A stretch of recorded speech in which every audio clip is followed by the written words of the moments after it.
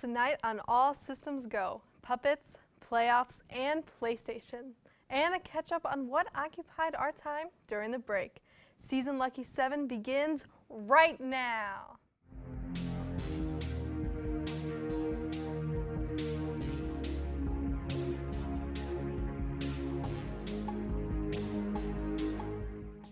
Hello everyone and welcome to the first episode of All Systems Go. I'm Kayla Earnhardt, your host for tonight. We've got all the latest gaming news for you today, including the new PS5 reveal. Let's see what Sony has in store for us this time. Today, Sony showcased some of their upcoming games for the PlayStation 5. The highlights include Final Fantasy XVI, Miles Morales, Demon's Souls, Harry Potter, Devil May Cry, Resident Evil, plus a lot more. And to close it out, a quick tease of the next God of War game, supposedly coming in 2021. The PlayStation blog also told us that $70 games are probably going to be the new normal for this generation. There are even more details to talk about, but first, let's check in with our friend Corey. So Corey, how do the PS5 games look to you? They're looking pretty good. We got to see more on Deathloop, which is looking really fun. Nobody's surprised to see more Five Nights at Freddy's, I think, of course, but I'm mostly excited for Final Fantasy XVI and the new Spider-Man game. Final Fantasy XVI is looking really good, even if I'm getting some 15 vibes out of its combat. And then, good news, Spider-Man Miles Morales is going to be coming to PS4 as well, so you don't have to get the upgrade to next gen if you don't want to. Iconic. Now that you've heard all about the games, I know what you're thinking. How much is it? When does it come out? Don't worry, that's why I'm here. The PlayStation 5 is scheduled to release November 12th and costs $500 with the digital edition being $400.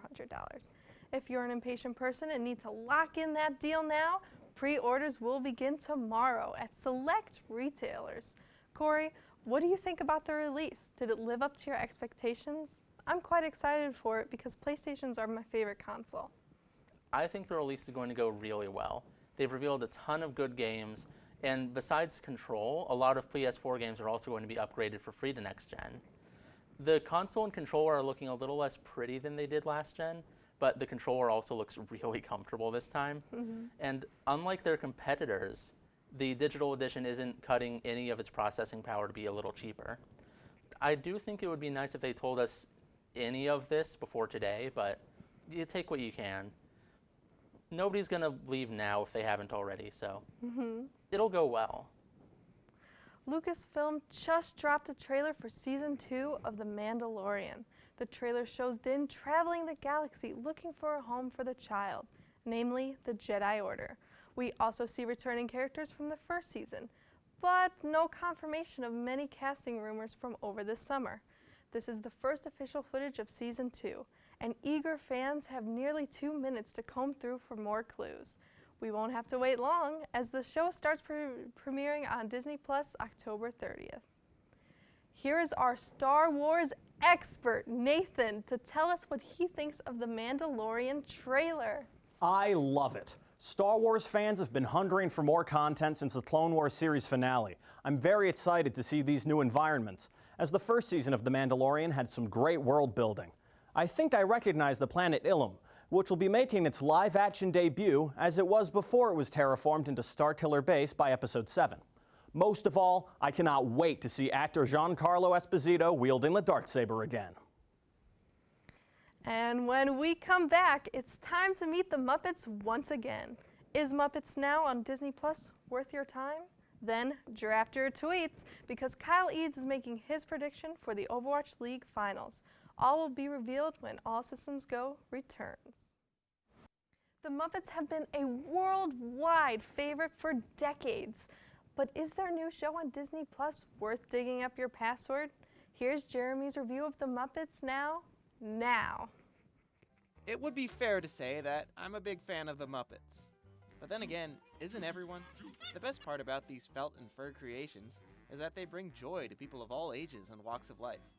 That's why so many of us are disappointed with how they've been lost in Disney's landfill of consolidated IP.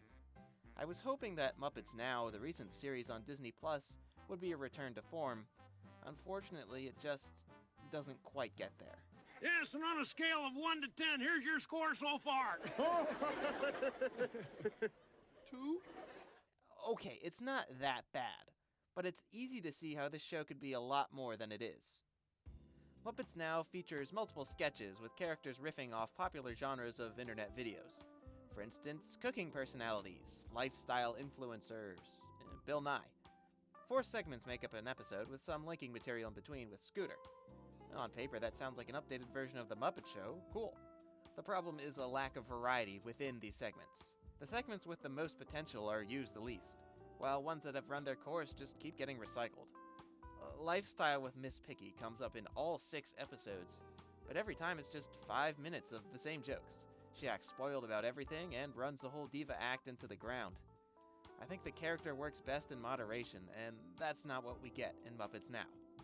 I could say the same for the Swedish Chef segment. Now listen, I was obsessed with cooking videos for a while, but the way they set it up here doesn't work that well. You have a real chef on the right, while the Swedish Chef is on the other side being kind of weird. He doesn't work as a sidekick. He's supposed to steal the show with his crazy performance. Again, they're just not putting the Muppet in the right role. But on the other side, I mean, just look at the Muppet Masters sketches. These are great. This is where Muppets get to show off some skills we didn't know they have. Now, the scripts are just generally better somehow, much more entertaining. The puppetry is very expressive. It shows new sides of characters we love. And Walter is the perfect host because of his eager personality. The problem? They only do it twice. I've never seen a show that has the blueprint for success right there, but ignores it most of the time. What else?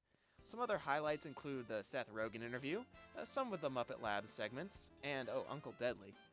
Gonzo has some great lines too, but he's barely in it. Come to think of it, neither is Kermit. What the heck? So, did Muppets Now accomplish its goal? It kept people subscribed to Disney Plus until The Mandalorian comes back, so I guess so. But creatively, the show just feels restrained. The Muppets can't reach their full wackiness, and the creators clearly didn't have a big budget to work with. Very occasionally, Muppets Now has its moments. I'd like to think that they know what worked and didn't work, and can improve with a second season. But that's up to some very well-paid executives, not me. In the meantime, check it out if you're curious. It's not that bad. Or even better, keep hounding Disney to release the show we really want to see. Now, how about some esports for your evening? With this year's Overwatch League wrapping up, Kyle Eads is going to let us know what we can expect in the finals. Kyle? With the first 2 weekends of the Overwatch playoff season now over, we now know who is making it on to the Final Four. Let's take a look at both the teams from the APAC and Northern region that are continuing to advance. First, let's look at the APAC region. We have the Shanghai Dragons. This team was dominant throughout the entirety of the regular season, but had some struggles when it came to the playoffs. This is a deep team, had 2 MVP candidates, one of which, flat out, won the MVP award. So it's no surprise that these guys are here. I'm hoping they can clean it up when it comes to the further play because this team has the talent to win it all. And I expect them to be the frontrunners for most teams going into the Final Four. Up next, we have the Seoul Dynasty. I'm surprised to see them. They were mad inconsistent throughout the entirety of the regular season, but to see them make it this far, it shows that they have a lot of promise. This team has a lot of surprises coming their way, and are the only team really running Roadhog Sigma. The Pig's Feet meta has worked well for them, and it has caught a few teams off guard, and they honestly have looked the most dominant team in all of the playoffs. This team's surprisingly better than we thought they were, and I hope they can surprise people when it comes down to the Final Four. Moving on to the winners of North America, we have, to no shock at all, San Francisco. This team is one of the deepest teams in all of Overwatch, and they have the always confident Super and 2 MVP candidates in their own right. This team was great last season, winning it all, and now are here to defend their title. They're great, but they did have some stumbles early on. They were able to solve it and defeat their arch-rival, the Philadelphia Fusion, to get here. It's really good to see them improve after struggling towards the end of the regular season and defeat their demons when they had to. This team is working on all cylinders right now, and it's going to be hard to stop them, no matter which team you are. And finally, looking at it, we have the Philadelphia Fusion. To be honest, I did not expect them to beat the Justice in that last game. The Justice looked great, but Philly was able to outsmart them, outcoach them, and outplay them for the win. All credit to the Justice, but Philly is just the better team, and they just showed it throughout the regular season. Carpe stepped it up when he had to after a few weeks off, but this man just does not know how to play poorly. This man lives, eats, and breathes Overwatch and is great. And the rest of his team is no slouch either. I expect Philly to redeem themselves after not doing well in the past 2 seasons and redeem themselves from the 2018 disappointment. My predictions after what we've seen throughout the playoffs are the 2 teams that have stuck out in this meta, and that's the Philadelphia Fusion and the Seoul Dynasty. I know, we're all expecting Shanghai and San Francisco to make it, but Philly and the Seoul have stuck out and branched out in this meta. They have worked several different comps, and both have excelled so far. But who do I expect to win? That's the Philadelphia Fusion. I know, they lost, they made it to losers, but this team has performed better than any other team this playoffs, and had one misstep. I think they correct it and move on. Philadelphia Fusion will be your 2020 Overwatch. But hey, tell me what you guys think. This has been a wonderful round of playoffs, and I'm really excited to see these final 3 matchups of the year. For TV2, All Systems Go, I'm Kyle Eads. Coming up, it's time to catch up with what's been going on during the break. What's been helping us through this pandemic? Find out when ASG returns after this.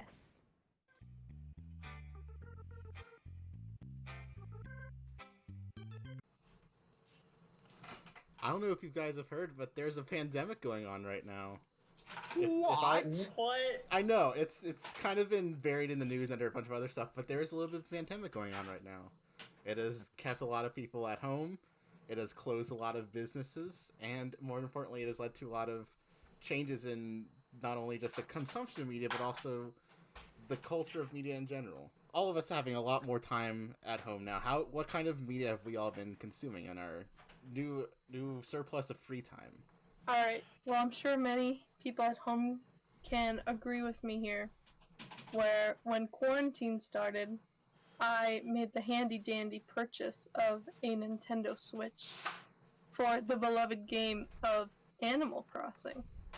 And I had only played City Folk before that for maybe 2 hours, so I was completely lost. I didn't know what to do, what to expect. All I knew is that I liked Bob. I very famously purchased so many copies of SpongeBob Rehydrated, and I platinumed it.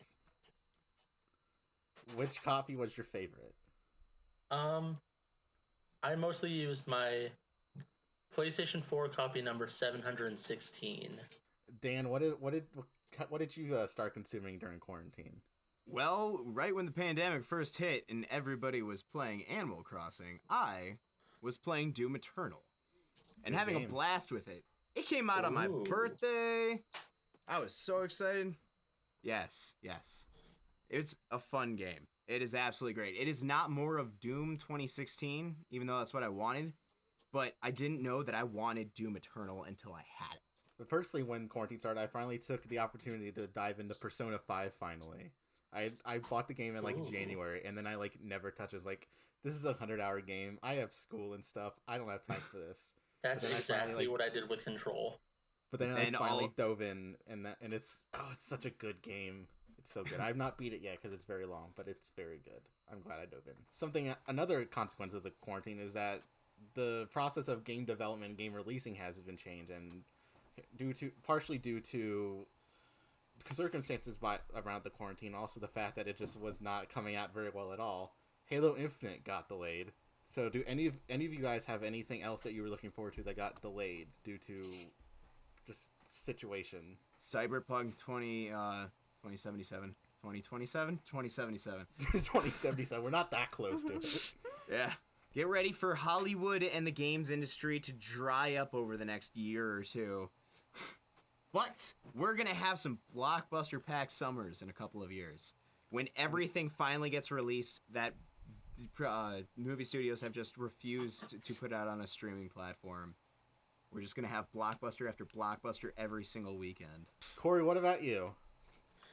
Not really much has been pushed back that I was looking forward to. Avengers was pushed back, but then that came out 2 weeks ago. Yeah, and it wasn't worth it anyway, so. Eh. Kayla, what about you? I honestly don't have anything that I was looking forward to that got pushed back, but I feel like maybe it still qualifies over quarantine, but The Sims released the announcement that they're making a Star Wars expansion pack, which I feel like they could have been working on something that everyone really wanted over quarantine, but they released something nobody in the world wanted. That's how they spent their quarantine time. I think the delay that hit me the hardest was that they delayed the new Wes Anderson movie.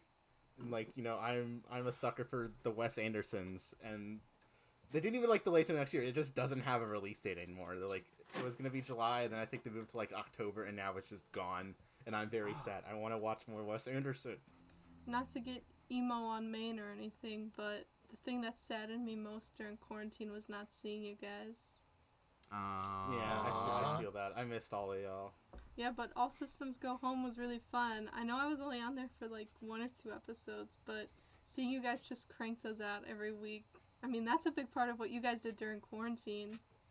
Yeah. Oh, yeah, definitely, yeah. Big way of surviving quarantine and killing time was definitely meeting up with you guys every single week and doing All Systems Go Home. It became like one of the only consistent parts of my week. Aww. Of course. If you haven't checked out All Systems Go Home, Eternal. I highly recommend checking out that beautiful, wonderful podcast. Oh, yeah. Yeah, every episode is on our YouTube channel. You can go watch it right now. We talked a lot about games, but I actually got to check out a couple movies over quarantine. I watched I watched The Descent, which is an amazing, amazing movie. Corey, what did you watch? Mostly anime. Like what? I watched a few seasons of Free, My Next Life as a Villainess, and there was another one, but I forget what that was. Your contribution is very valuable as always, Corey. Oh, Supernatural's coming back. It was on hiatus because Corona. There you go. There's something from Corey. You know what else is coming to an end? This Walking Dead. That's true. It is also coming to an end. Wow. We're finally being set free. But the then Walking Dead is finally going to be dead. But they did like immediately announce that it's getting a freaking Norman Reedus spinoff, I think. Yeah, like a Norman Reedus spinoff. He's like the only like main cast member still left on there, so like it's basically like not even. There's already a Norman Reedus spinoff. It's called Death Stranding. And just like The Walking Dead, it's time for this panel to come to an end. The panel is over now. Stay tuned after the commercials to see me talk about Call of Duty for 5 minutes if you're into that sort of thing. Anyway, thank you all for watching from both me and Ness. Ian Bolin is our resident Call of Duty freak. And he was so excited about the new game, Black Ops Cold War, that he decided to take a deep dive into what's new. Let's check out his expert analysis. Another year has come and gone, which means that it's time for another Call of Duty game. This year, publisher Activision is gracing us with Call of Duty Black Ops Cold War, the 6th game in the Black Ops subseries and the 17th Call of Duty game overall. As is normal with the Call of Duty pre-release hype cycle, developer Treyarch is trickle-feeding us details about the 3 main components of every Black Ops game: campaign, multiplayer, and zombies. The campaign was revealed a few weeks ago with the game's initial announcement, and this past week was the official reveal for the game's multiplayer. As is the standard for Call of Duty games, the multiplayer has, on a fundamental level, not been changed all too much. If you've played a Call of Duty game this console generation, you'll feel right at home in this new game. But there are some interesting changes that have been made to some of the subsystems. The first system to receive a significant change is score streaks. Score streaks have been a part of the Call of Duty series somewhat consistently since Black Ops 2, and their purpose is simple. You earn a score in-game, and you get to call in streaks to either aid your team or kill the enemy team. Something changing in Cold War, though, is how the score is earned. Unlike in past installments, score will by default not reset on death, meaning that no matter how you perform, you still have a chance to earn a streak. Right off the bat, this seems like a tricky feature to balance, as the lack of score resetting upon death removes a lot of the tension from gunfights, and can serve to reward players who sit in a corner with a shotgun, just as much as a player who pulls 30 kills running around with an SMG, making streaks inherently less rewarding. Treyarch's solution to this bouncing issue is, I think, a pretty fair one. Getting kills and doing things to earn score in one life gives players an increasing score multiplier that resets on death, allowing them to get closer to score streaks by performing better in the game, and concurrently, the score required to get streaks is said to be significantly higher than in years past. This is a change that I'm excited for personally. It'll definitely make objective-based modes like Domination that much more valuable for players, just due to the sheer amount of score that can be earned through those modes. Create a Class is another system that's receiving changes. Unlike the past 3 Black Ops games, Cold War's class setup will not use the Pick 10 system. Instead, it will return to the classic slot-based system, which includes a primary, secondary, lethal, tactical, equipment, and perks. Personally, I like the openness of the Pick 10 system, but also felt that it had been getting stale in recent years, so I'm glad for the change. The Gunsmith weapon customization from Modern Warfare returns, giving each weapon at least 54 attachments. That's 6 attachments in each of 8 possible customization slots, and allowing for some really free and open fine-tuning. Attachments will now express their stat changes in the form of a positive or negative percentage, which is something that I felt was missing from Modern Warfare. The system as it is now is generally fine, but without tangible values, a lot of the bonuses provided by attachments could feel kind of nebulous. I'm excited to see this change lead to more consideration in weapon customization. Players of Warzone, the free-to-play Battle Royale mode that is inextricably tied to every other aspect of Modern Warfare, will be pleased to know that their unlocks and progression will carry over to the mode's iteration in Cold War. Along with that, the mode, along with multiplayer and presumably zombies, will have crossplay and cross-progression between generations, enabling everyone to play together no matter what system they choose. This was one of the biggest changes made to the franchise last year, and to see it coming back is a good sign that Activision is finally looking to be a little more pro-consumer with their big cash cow. Based on the gameplay that I've seen, Black Ops Cold War looks to play very similar to Modern Warfare, which is not at all a bad thing. On a technical level, Modern Warfare works really well, with good visual quality and slick animations, so if this game is, as many are presuming, using the same engine, we should be in for more of the same. The changes to sliding, which means the fact that it now starts and ends in a crouched position and it transitions much more smoothly, are small but important for making movement feel just plain good. The multiplayer reveal event put a lot of focus on big and expansive 12v12 maps, which is a weird choice. Call of Duty has historically not had a great time with large maps. Some of the most notoriously bad maps in the franchise, and the main ones that come to mind are Fuel from MW2 and pretty much all of Ghost, are all ones that are just too big. Call of Duty is a game that's all about fast, twitchy action, which is why smaller 3-lane maps always played the best. Because in those maps, players are always being funneled toward the action, and it's really easy to know where to go to get kills and control the flow of the battle. Big open maps remove a lot of that. So I'll definitely be interested to see how the new 12v12 mode turns out and how players receive it. So anyway, that's about it for Call of Duty Black Ops Cold War. I'm already on record as being a Call of Duty apologist, and honestly, I'm kind of excited for this one.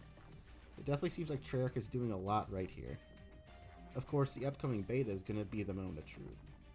But if this game lives up to its potential across all of its modes, it could really end up being something great. For All Systems Go, this is Darian. That's all we have for tonight, everyone. Tune in next week for a fun-filled show with all new games, news, and adventures. Make sure to follow us on Twitter for updates on what we're doing and more memes than anyone could desire. Plus, check out our Twitch page for fun weekend streaming. Have a great night and wear your mask.